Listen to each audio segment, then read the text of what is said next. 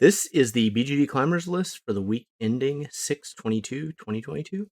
This list is put together every week by Michael Alexander. I'll include links in the description below if you want to take a look at the list.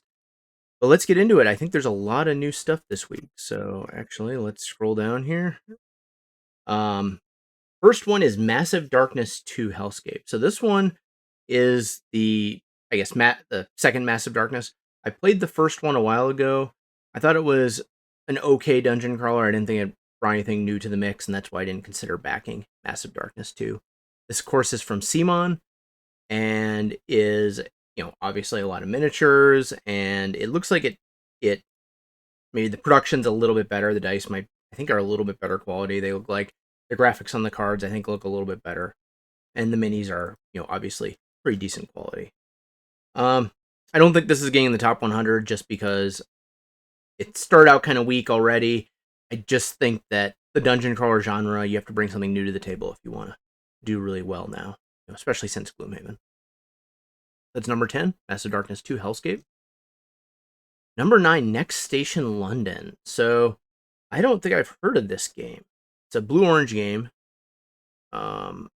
They've had some pretty big hits in the past, like King Domino and Photosynthesis. This one doesn't seem to be doing that great, but I'm interested to see what it is. Draw new metro routes across the Thames and connect London. So it's a roll and write, I guess, line drawing game. Okay, it's kind of a map of London. You're building a metro. Neat idea, I think. It's got, I guess some people use dry erase, but there's a pad. I mean, the game looks cool. I guess you must have different, you have different color pens. So you got to draw each different line. So it's kind of, it reminds me of Mini Metro. Reveal the next station card, draw a new section, optimize the 4 tube lines. Or tube lines. I think a neat idea. I like the graphics. I like that it's simple. It's a roll and write, and it's a low weight roll and write. I don't think it's going to do amazing, but it might do really well at stores like Target, where people are looking for kind of a lightweight family game. It's doing okay. It's not great even for a lightweight roll and write. Maybe expected. So Next Station London, number 9.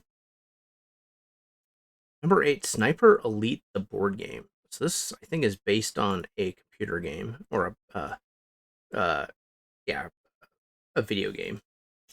And it was a Kickstarter. Let's see what it looks like. So, wow, did they? I guess it's like World War II theme. So, miniatures look decent. The game itself, is a hidden movement game based on the iconic game series. Bag manipulation element. Sniper draws chips from a bag to target the defenders through a canny defense. So, one thing is these hidden movement games are tricky. Fury of Dracula is amazing. It takes a long time. I heard there's a couple new ones coming out that I think have gotten really good reviews. So, but the game group had mixed feelings. Need to try it solo. So, Undaunted is the same design team. Interesting. So,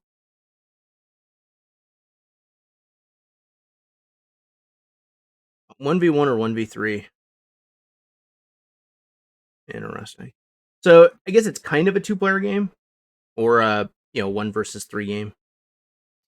I don't know. I don't think this is gonna pick up and do amazing based on its initial ratings.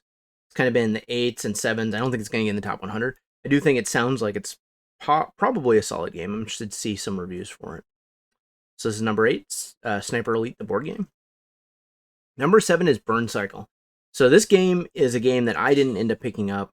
I like Chip Theory Games' production values.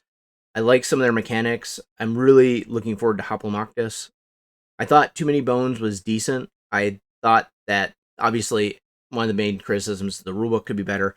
I also feel like the randomness in it takes away from the game a little bit, and I think it could have been a better game with less randomness. Now, Burn Cycle from the Shut Up and Sit Down review, I think the randomness is what makes it a worse game. It sounded like if they had put a campaign together, which maybe that's going to come in an expansion, that it would have been a better game because you had pre-set up campaign missions and had scenarios where you could try to win or try to accomplish different things. The other thing that I thought was a little bit weak about this game, it sounded like the fun stuff you wanted to do isn't what you end up doing, which I kind of also found in Too Many Bones. I don't know. I always felt like I wanted to do fun stuff, but if I wanted to win, I needed to do something else, which is kind of unfortunate. I feel like a game should really focus on, doing fun stuff is what causes you to win, especially in a cooperative. So that is number 7, Burn Cycle. Do I think it's going to end up in the top 100? It's possible. I mean, Chip Theory Games has a huge following. I do think Cloudspire kind of missed the mark. Burn Cycle might be in the same bucket, but we need to see more reviews. And since it's available all the time, it should have the wide enough distribution to possibly hit the top 100. Number 6, Pagan Fate of Roanoke. So we've seen this one a couple times. This is doing really well. So this game is, I guess, inspired by Netrunner with an asymmetric 2-player game. It's doing phenomenal so far. Let's see. 2-player games can get in the top 100, especially heavier ones, or ones that people really enjoy. So I'm interested to see how this one does in the coming weeks. So number 6, Pagan Fate of Roanoke. Number 5, Carnegie. So this one is doing well. This is already at number 615. I do think it's probably going to reach the top 100. It's got a wide distribution. It's already available in retail, and it's available on Board Game Arena, which I think typically increases the chance someone will try the game out and probably buy it. I've seen numerous occasions where I played a game with friends, and they liked it on Board Game Arena, and they liked it so much that they went out and bought it. I do think that will help this game. For my personal taste, I felt like it looks really cool, but I never felt compelled to play it more than the few times I played it. I didn't think it was, I guess, interesting or exciting enough for me, given how many games are out there. So, number 5, Carnegie. Number 4, Monsters on Board. So I think we've seen this one before. I really like the cover artwork. Oh, yes. I looked at this one on Kickstarter. This dice drafting game. Yeah, so this one I was actually really close to backing because I felt like the theme and the production of this was so cool. I don't remember why I didn't end up backing it, but it definitely was on my list of possible games to back. So as far as the game, let's see how it's doing. So it's 45 to 60 minutes. It's kind of medium heavy weight, which is kind of an ideal spot to end up in the top, in the top 100. And it has dice drafting, which I felt like is something that was there for a little while. I think Pulsar 2490 or whatever it is did it. That's probably my favorite dice drafting game. There's obviously a lot of other ones that I've played that maybe haven't done as well as that. But I've been looking for a newer game that maybe does a little bit more with the drafting, or maybe makes it a little bit more fun. Let's see how the reviews here are doing. Game is monstrous. Deluxe edition, so love this game. The production here is both good and bad. The models are cool and cute. Cardboard cards are nice. However, the box is nowhere near big enough. Yeah, that's always a problem because whenever you have cardboard things you build, usually I found the boxes don't hold them.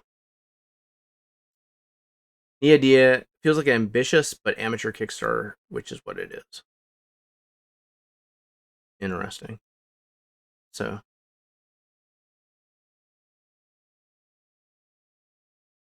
kind of, I guess maybe a more difficult game to learn. It is getting kind of mixed reviews. I don't think this is going to land in the top 100. But if it does well, maybe we'll see like a second edition or maybe like a expansion that will improve the game further. So number 4, Monsters on Board. Number 3, So You've Been Eaten. So this one's new to this list. Harvest crystals from the belly of the beast before being digested. Okay. 1 to 2 players, best at 2 players. This reminds me of Scott Alms. Okay, so this is done by the same guy that does all the Tiny Epic games. Digital implementations, crowdfunding, Kickstarter, 2 players. So the board itself kind of reminds me of the Space Invaders. I forget the name of it. Board game.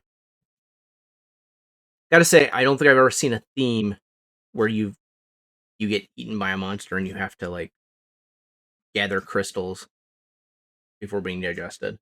So that's a very unique idea. For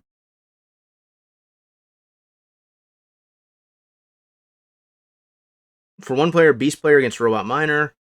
For 1 player, miner player against a sleeping beast. 2 players, a miner player and a beast player. So I guess it's a solo or 2 player versus game. I don't know. I mean, solo games. I mean, Nemo's War obviously did well. It was heavier, got in the top 100, but most solo games don't really have a chance at getting there. I mean, I guess Seventh Continent was kind of a solo game. And it looks like this one's doing well, but maybe not amazing. Probably not amazing enough to end up in the top 100. Number 3, So You've Been Eaten. Number 2, The Guild of Merchant Express. Another AEG title. Different designers. It's kind of a lightweight game, so each player starts with 1 city and their personal map board. Shuffle deck train cards, reveal the cards mostly 1 by 1. Hidden victory points, hexagon grid, line drawing, route network building, pattern movement. Flip and write. So I guess it's a flip and write game, but you're not actually writing anything. You're just placing stuff on your board. So cool idea. I do like the production. Like I like how the map looks and how you put these little tokens and stuff on it. And I guess Merchant Explorer, so yeah, you're exploring and trading, I assume. I don't know. It's kind of lightweight, and it's not... Let's see how the ratings are doing.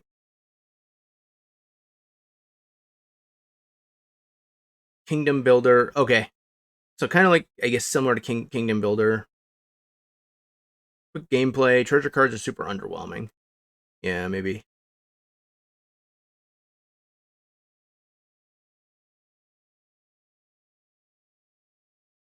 So, I don't know. I don't think this is going to end up in the top 100 either. It's, starting out a little low. But we might see it for a couple more weeks and have a better idea. This week it did 8.07, so that might be high enough to, if it continues to do better, maybe get it closer to the top 100. So number 2, Gilded Merchant Explorers. And number 1, Space Station Phoenix. So this is dismantle a fleet of spaceships to help build your own space station. Oh yes, I remember seeing this somewhere. Worker placement and resource management game. The players are Galactic Council sent to Earth to build space stations to observe and perhaps interact with humanity. So it's like you're some alien observing Earth. The production looks really interesting. Let's see how the comments are.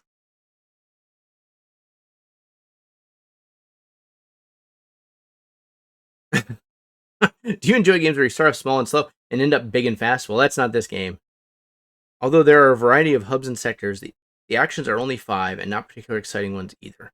I didn't have a single exciting moment where I pull off a good move or my engine starts popping off. Also, diplomacy is more of a chore to remember every single opponent's turn and than actually fun and engaging, constantly disrupting my flow of thought.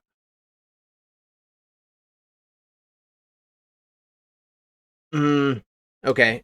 Yeah, so this one's kind of heavy and maybe not as good as it could have been. I think we'll have to see how it continues to do. I'm not super positive on this, given the kind of slow start that it has. So that is the BGG Climbers list for the week ending 6/22/2022. If you like this video, please like and please subscribe, and please take a look at our other videos. Thank you.